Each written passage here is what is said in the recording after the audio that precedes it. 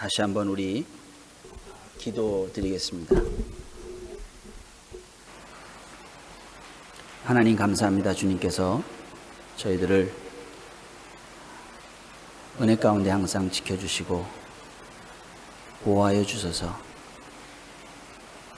이렇게 거룩한 주일을 맞이할 수 있게 하시고 또 주의 전에 나와 하나님의 그 은혜와 사랑을 찬양하며 예배드릴 수 있도록 해주시는 것 감사합니다.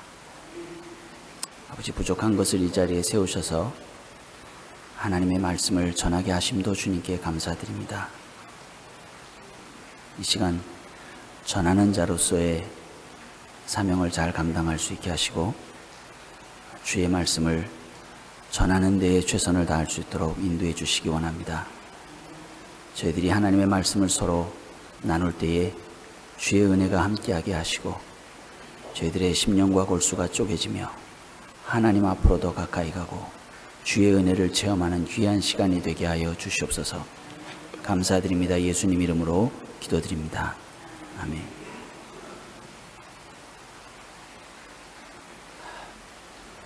제가 이렇게 강단에 서서 말씀 전하는 게 사실은 익숙치가 않습니다. 안 서봐서가 아니고요. 설 때마다 이렇게 제가 설 자리가 아닌 거라는 느낌이 자꾸 들어서 그래서 사실 많이 부담스럽습니다.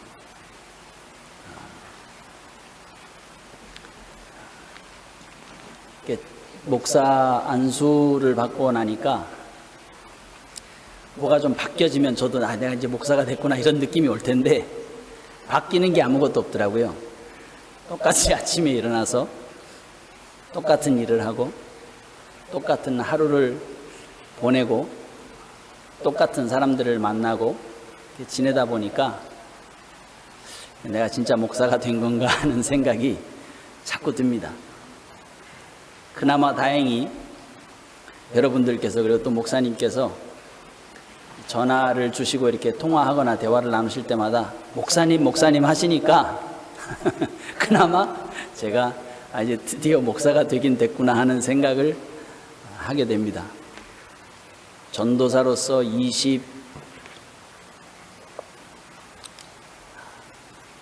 28년 봉사한 것 같습니다.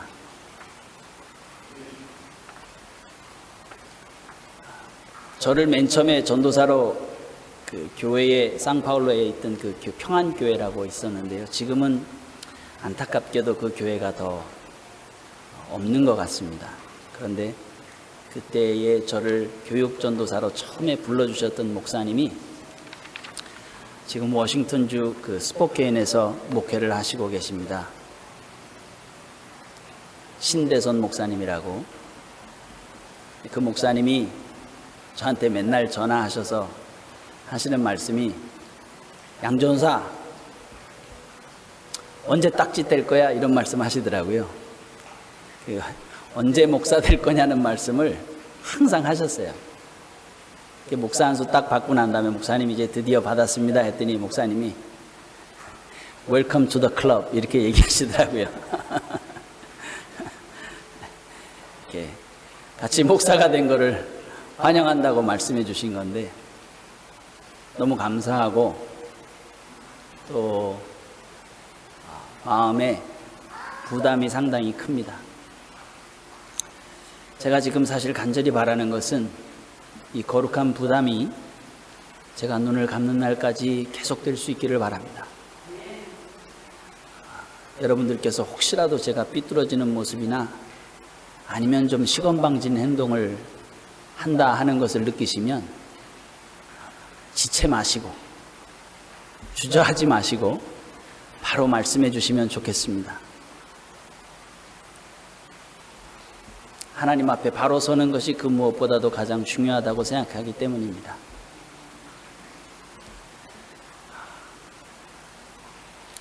이렇게 목사 안수를 받으러 가기 전에 이미 목사님께서 돌아오고 나면 그 다음 주일에 또 장로님께서도 그렇고 말씀을 전해야 된다 그러셔서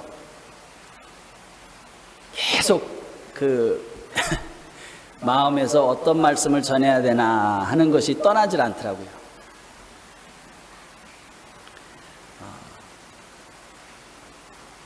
아무리 곰곰이 생각을 하고 기도를 드려도 이게 어떤 말씀을 전해야 될지 이렇게 머리에 떠오르지도 않고, 하나님이 이렇게 또 어떤 힌트도 주지 않으시고 그냥 내버려 두시는 것 같아요. 그래서 저도 고민을 많이 했습니다.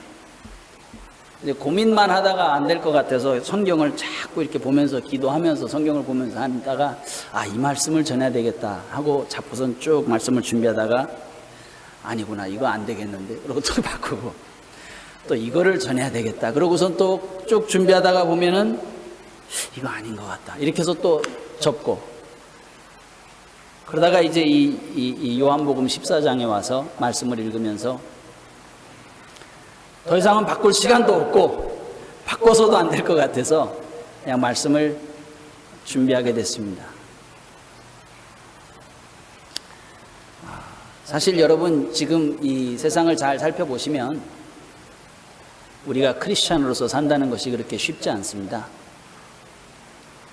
미국도 이제 드디어 크리스찬들을 박해하는 나라로 이제 공식적으로 변했죠.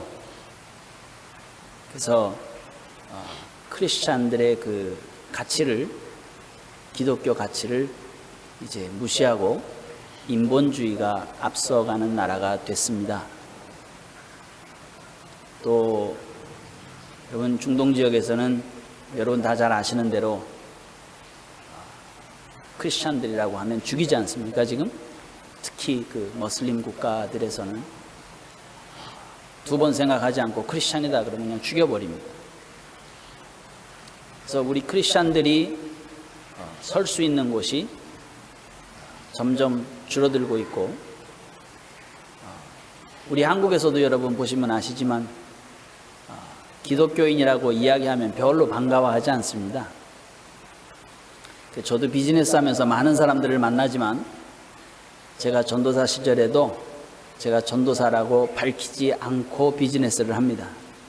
혹시라도 제가 전도사라는 것을 밝혔을 때에 그 사람들이 좀 이렇게 불편해할 수도 있고, 또 전도사라고 밝히고 나면 그러면 이렇게 좀 불편한 관계가 좀 될 수도 있을 것 같아서 전도사라는 것을 밝히진 않지만 크리스찬으로서의 입지를 굳게 지키고 그 사람들을 만납니다. 그러니까 몇 번 만나지 않아서 그 사람들이 믿는 사람이냐고 물어요.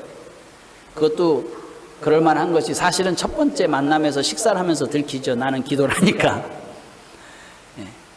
근데 그렇게 하면서 감사한 것은 그분들이 저를 존중해 주더라는 것입니다. 어느 누구를 만나도 이제는 제가 기도할 때를 기다려 주더라고요. 식사를 할 때. 여러분, 하나님의 자녀로서 여러분들의 삶 속에서 최선을 다하시기 바랍니다.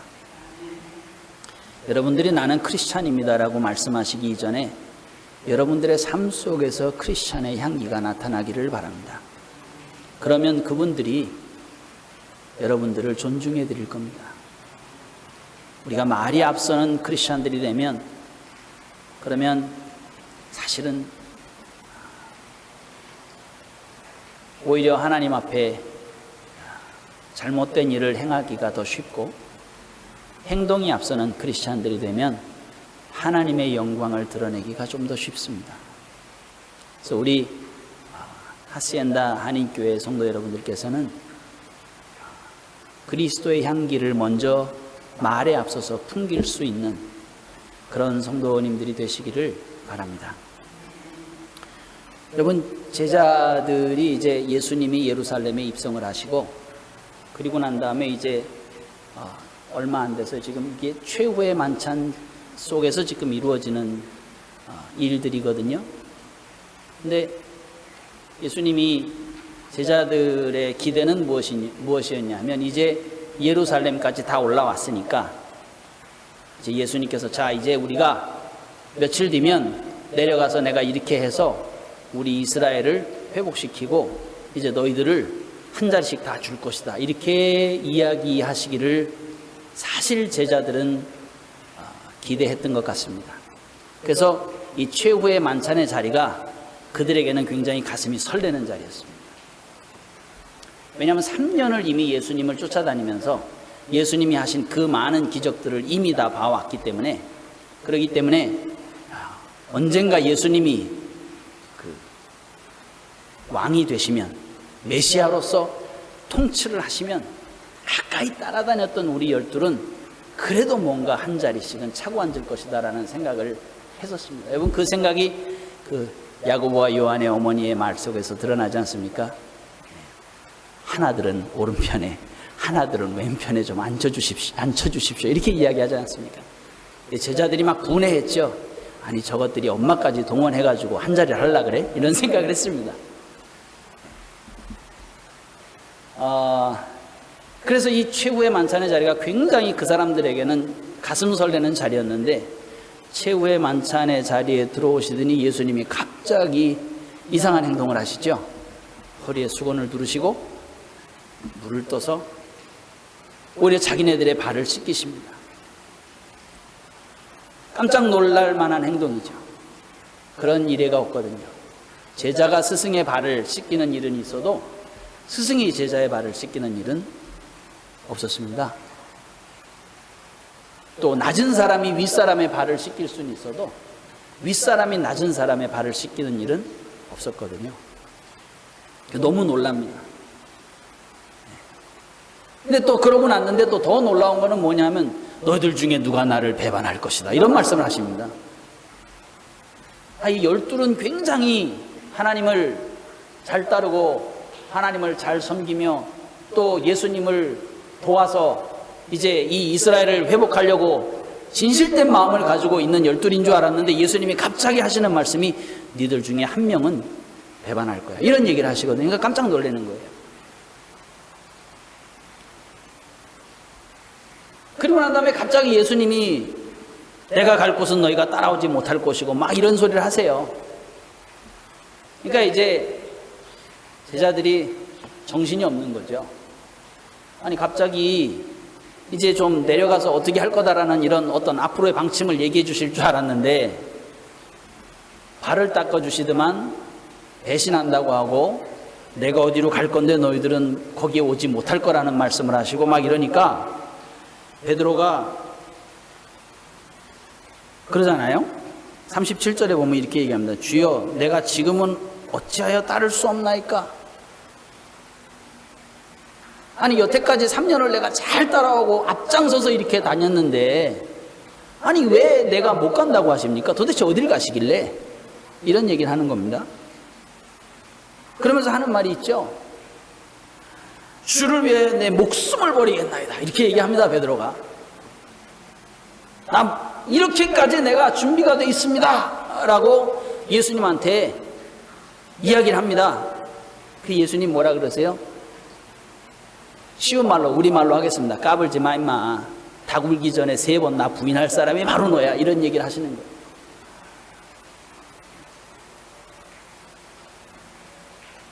진실로 진실로 내게 이르노니 닭 울기 전에 내가 3번 나를 부인하리라, 이 말씀을 하십니다. 그리고 나서 오늘 본문이 이어집니다. 여러분,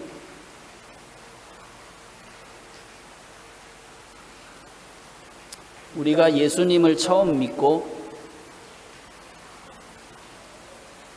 예수 그리스도의 은혜를 체험하고 하나님을 섬기겠다고 다짐하신 날이 언제이신지는 제가 잘 모르겠습니다만은 다 그런 날이 있기 때문에 여기 나와 앉아 계신 줄로 믿습니다.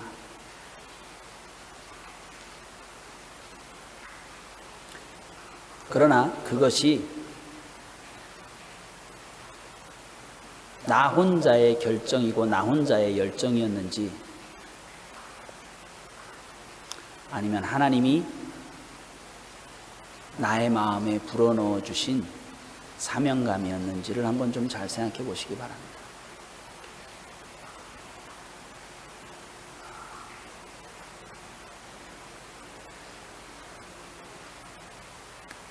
우리가 하나님을 믿으면서 우리가 열심을 많이 내죠.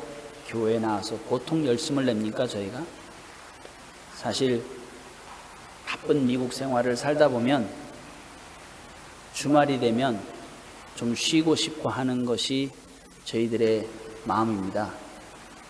그런데 우리 믿는 사람들에게는 주일이 있죠. 연휴가 끼어서 놀러 갈 수 있을 때도 우리는 주일이 있기 때문에 교회를 지키고 예배를 드립니다. 그런데 그 열심이 그냥 내 마음에서 나온 열심인지 아니면 하나님께서 인정해 주시는 열심인지 한번 생각해 보는 시간을 갖기 원합니다.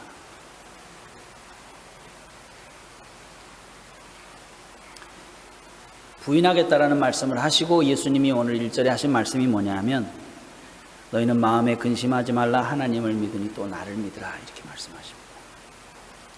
한참 제자들이 혼동이 돼 있으니까 예수님께서 이제 하시는 말씀이 뭐냐 하면 마음에 근심하지 말라. 마음이 흐려지지 말라는 얘기입니다. 따르기로 결정한 마음을 이렇게 어둡게 하지 말라는 말씀입니다. 흔들리지 말라. 그리고 하시는 말씀이 하나님을 믿으니 또 나를 믿으라 이렇게 말씀하십니다. 여러분 15절 마지막 절에 보면 너희가 나를 사랑하면 나의 계명을 지키리라 이렇게 말씀하셨습니다.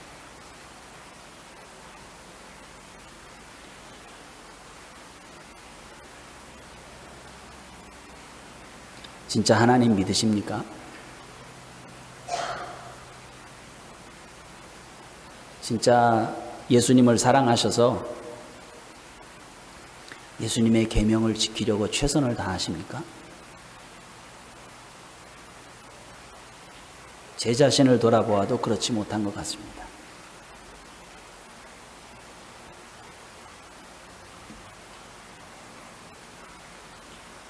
예수님이 하나님을 믿으니 또 나를 믿으라고 말씀하시면서 하시는 말씀이 뭐냐면 내 아버지 집에 거할 곳이 많도다.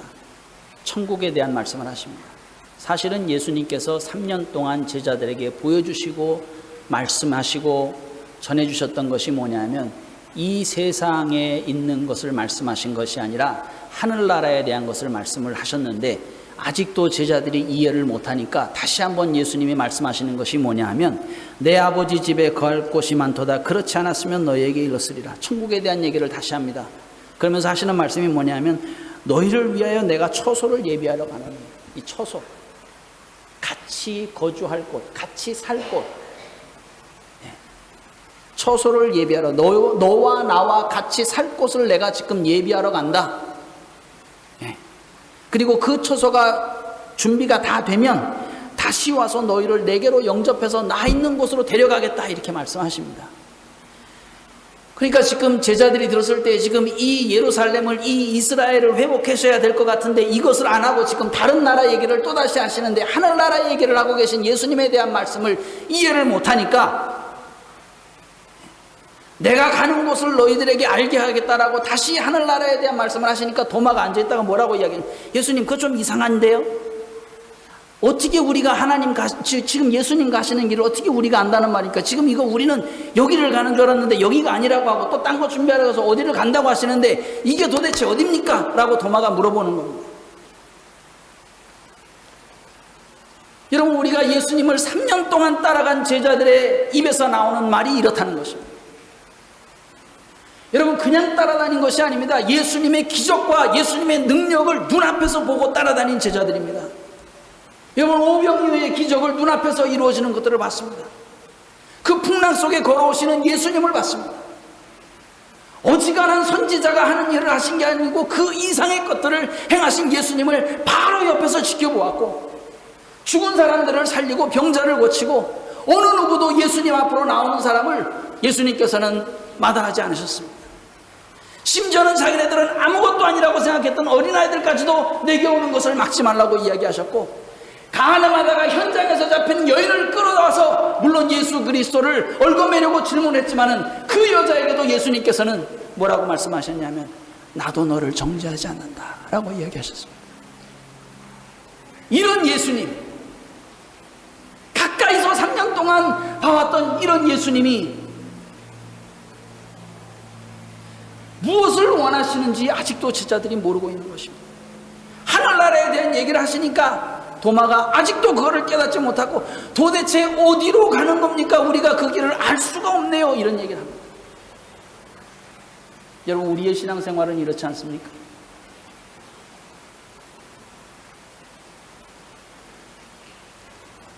저도 제 기억으로는 어머니께서 말씀하셨는데 4살 때부터 형 누나 손을 잡고 교회를 갔다고 말씀하십니다. 4살이면 제가 이제 내일 모레면 50인데요. 연세 많으신 분들도 여기 계신데 나이 얘기해서 죄송합니다만은 저도 교회에 다닌 지가 벌써 거진 50년이 돼간다는 얘기거든요, 지금.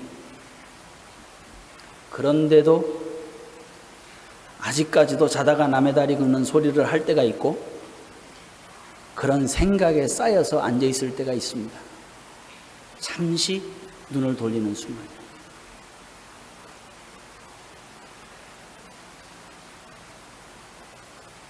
아직도 제 입이 거칩니다. 제가 제일 화를 잘 낼 때가 언제냐 하면요, 운전할 때입니다. 제 와이프가 너무나 잘 알잖아요. 저는 와이프 어디든지 사실은 같이 가기를 원해서 기회만 되면 같이 데리고 다닙니다. 근데 운전하다가 보면은 뭐 막 끼어들고 막 이렇게 하는 사람들이 있잖아요. 공격적으로 좀 운전하는 사람들. 죄송합니다만은 아직까지도 제 입에서 어쩔 때는 담을 수 없는 말이 나갈 때가 있습니다. 하면 안 되거든요, 사실은.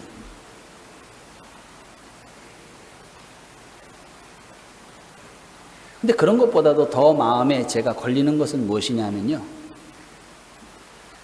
내가 하나님이 하시고자 하시는 말씀을 이해하지 못할 때 제 마음이 너무 부담스럽습니다. 하나님은 우리에게 말씀을 하고 계신데, 하나님은 하늘의 것에 소망을 두라고 나에게 말씀을 하고 계시는데 나는 자꾸 세상을 자꾸 바라보고 있습니다. 여러분, 제가 목사 안수 받기 이전에 먼저 파이널 테스트인 그 교단의 그 목사님들과 앉아서 이제 인터뷰를 했습니다. 인터뷰할 적에 제가 여쭤봤습니다.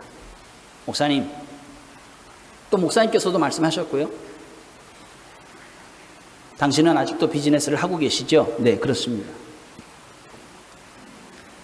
제 마음에 걸리는 것이 한 가지 있는데 지금 목사님들께 여쭤보고 싶습니다. 목사 안수를 받고 나면 이 일을 계속 해야 될까요? 버려야 될까요? 만약에 버려야 된다면, 그것이 맞는 생각이라면 버리겠습니다. 목사님들이 버리지 말라 그러시더라고요.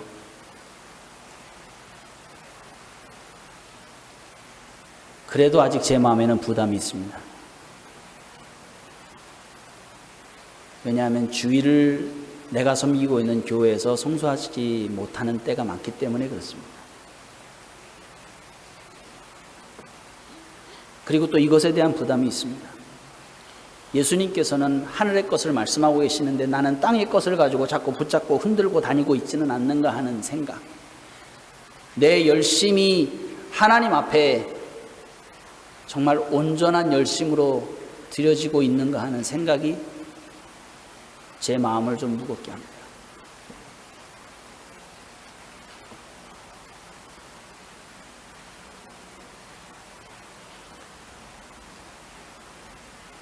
아직도 나는 예수님께서 한 가지를 말씀하고 계시는데 나는 다른 것을 가지고 이것이 아니냐고 이야기를 하고 예수님 앞에 자꾸 들여내놓고 있지는 않은가.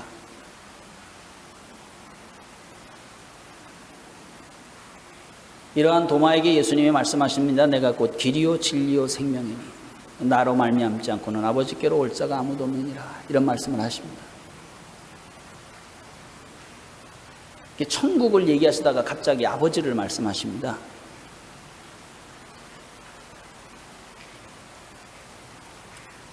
그리고 예수님을 통해야지만 아버지께로 갈 수 있다라는 이야기를 하거든요. 갑자기 조금 더 혼동이 되기 시작합니다. 가만히 있자. 예수님이 왕이 될 걸로 알았는데 예수님 아버지가 계시면 그러면 이거를 어떻게 해야 되는 것인가. 이제 생각이 막 복잡해지죠. 한 번 더. 너희가 나를 알았다면 내 아버지도 알았으리라. 이제부터는 너희가 그를 알았고 또 보았느니라 그랬습니다. 알고 경험하고, 그냥 이렇게 봐서 아는 게 아니고 알고 경험하고입니다. 경험하고 또 눈으로 확인했다는 이야기를 하십니다. 그러니까 빌립이 앉아있다가 아이 잠깐만요, 아버지를 좀 보여주세요 그러면 이렇게 얘기합니다. 아니 알고 봤다고 하는데 알지도 못하고 보지도 못했는데 알고 봤다고 이야기하니까 예수님이 이게 이해가 안 가니까 아버지를 좀 그럼 이제 보여주세요 그러면 되겠습니다 이렇게 얘기합니다. 혼동이 왔어요. 그럼 이제 예수님이 통치하시는 게 아니라 아버지가 통치하실 건가? 그러면 그 아버지를 알아야겠는데, 알고 봤다고 하는데 난 한 번도 예수님을, 아버지를 본 적도 없고 아버지를 경험한 적도 없고 알지도 못했는데 알고 봤다 그러니까 이거 헷갈리는 거거든요. 그러니까 아버지 좀 보여주세요 이렇게 얘기합니다. 그러면 족하겠습니다. 그 전에 천국에 대한 얘기했던 것도 관심이 없고 다시 하는 얘기가 뭐냐면, 그러면 당신 말고 통치하실 분인 것 같으니까 아버지를 좀 보여주세요. 한 번도 본 적도 없고 안 적도 없고 소개받은 적도 없는데 이미 경험도 했고 안다고 이야기하고 봤다고 이야기하니까 이건 뭐가 좀 잘못된 것 같습니다 이렇게 얘기합니다. 그러니까 예수님께서 뭐라 그러세요? 야, 너 이렇게 오랫동안 나를 봤는데 아직도 아버지를 보여달라 그러냐? 나를 본 게 아버지를 본 거야 이 얘기를 하십니다. 그러면서 내가 아버지 안에, 아버님이 내 안에, 아버지가 내 안에, 내가 하는 일이 그냥 내가 하는 일이 아니고 아버지의 일을 하는 것이야. 이 모든 사역, 내가 와서 이렇게 한 이 모든 일이 내가 혼자 나 좋아서 내가 뭔가가 되려고 와가지고 이러고 돌아다닌 것이 아니라 하나님의 그 구속사 속에서 내가 그 일부분이 돼서 이곳에 와서 너희들을 구원하려고 이렇게 아버지의 뜻에 순종해서 온 것이다. 내가 곧 하나님이고 하나님이 곧 나고 내가 하나님 안에, 하나님이 내 안에 계신 것이다. 이 얘기를 하십니다. 여러분 믿으십니까?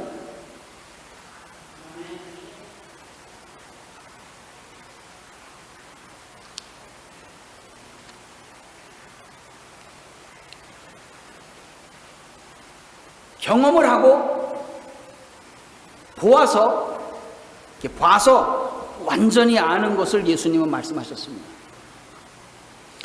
여러분, 예수님을 믿으시면서 믿겠다고 결정을 하시고 교회에 나오셔서 하나님을 섬기시는데요, 여러분 경험하셨습니까?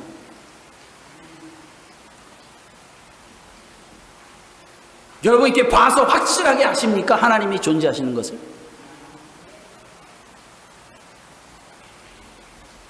이게 굉장히 중요합니다. 우리는 그냥 추상적으로 어딘가 계시겠다 하는 그런 하나님을 우리는 생각 속에서 믿는 것이 아니고, 나의 그런 어떤 나에게 최면을 걸어서 어딘가 계시겠거니 하는 그런 것이 아니고, 실제로 살아계시고 오늘도 역사하시고 내 삶 속에 계시는 그분을 체험하고 경험하고 봐서 아는 삶을 사는 것입니다.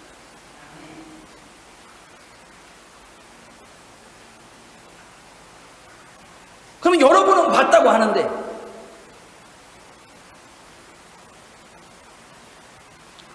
예수님이 이렇게 말씀하시면서 내가 아버지 안에, 아버지가 내 안에, 이제 내가 가면 너희들이 내 이름으로 구하면 그러면 내가 모든 것을 다 이루어주겠다, 그 말씀을 하시면서 마지막에 15절까지 내 계명을 지키리라고 이야기하신 다음에 바로 보혜사에 대한 말씀을 하십니다. 떠나겠다고 하니까 지자들이 자꾸 불안해하니까 이제 내가 가면 너희들에게 더 좋은 것이다. 왜? 내가 한 일을 너희도 행하겠고, 깜짝 놀랄 일이죠. 내가 할 일을 너희도 행하겠고 그거보다 더 큰 일도 너희들이 할 수 있다. 왜? 보혜사가 오시기 때문에. 이 이야기를 하십니다.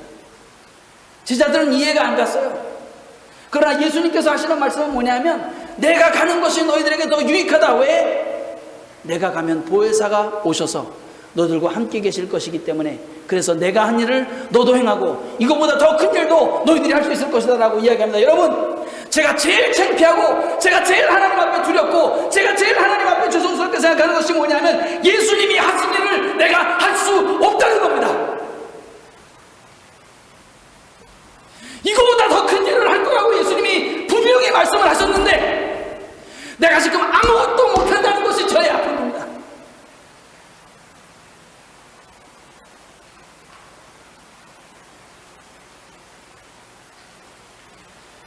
목사가 됐다고 축하를 해주시는데 감사히 받지만은 내가 예수 그리스도의 이름으로 예수님께서 하신 그 일을 해야 되는데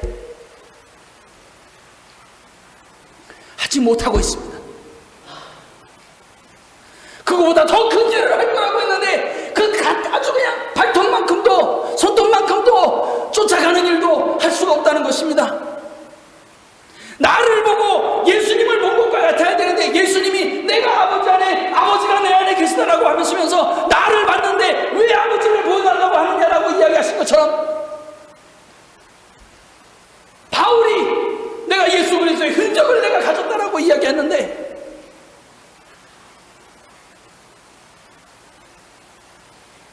나는 그런 얘기를 할 수가 없다는 것입니다.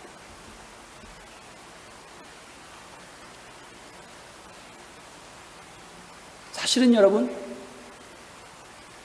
안 믿는 사람들이 나를 보기 때문에 예수님을 봐야 됩니다.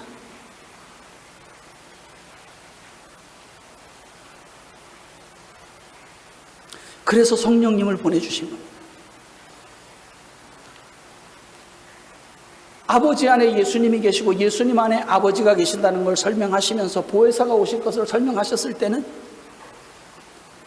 바로 너희들 안에 하나님이 계실 것이고 그래서 너희를 본 자가 하나님을 본 것과 같아야 된다는 얘기를 하신 겁니다. 근데 나를 본 사람이 하나님을 볼 수 있느냐? 나를 보는 사람이 나를 통해서 십자가 달리신 예수 그리스도를 볼 수 있느냐?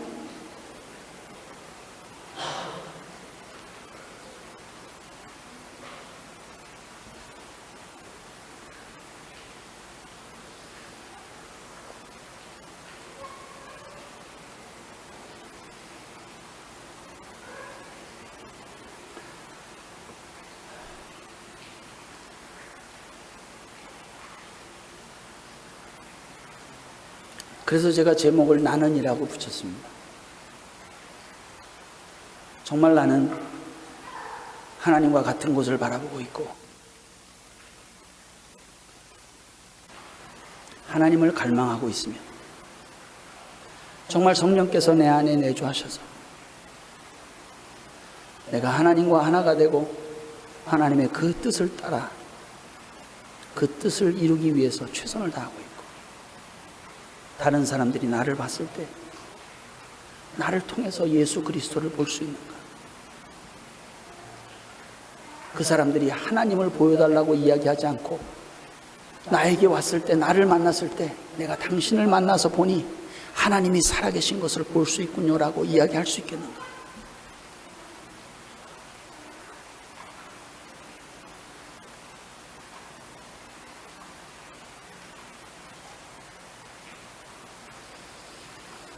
말씀을 맺겠습니다.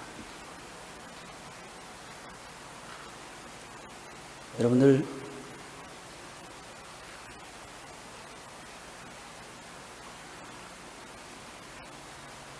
여태까지 하나님을 믿으시면서 무엇을 바라시고 어떤 믿음을 가지고 계셨는지 저는 잘 알지 못합니다만 하나님께서는 아십니다. 여러분들 하나님을 사랑하십니까? 하나님의 계명, 예수님께서 우리에게 주신 말씀을 지킬 수 있기를 바랍니다.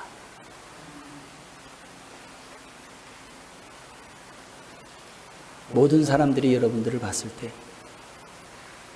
여러분들을 통해서 하나님을 볼 수 있기를 원합니다. 그 어느 누구라도 우리를 보고 만났을 때 나를 통해서 내 안에 계신 예수 그리스도를 보고 주님 앞에 나와 무릎을 꿇는 역사가 우리 하시엔다 교회를 통해서 나타나기를 간절히 축원합니다. 기도드리겠습니다. 아버지 하나님,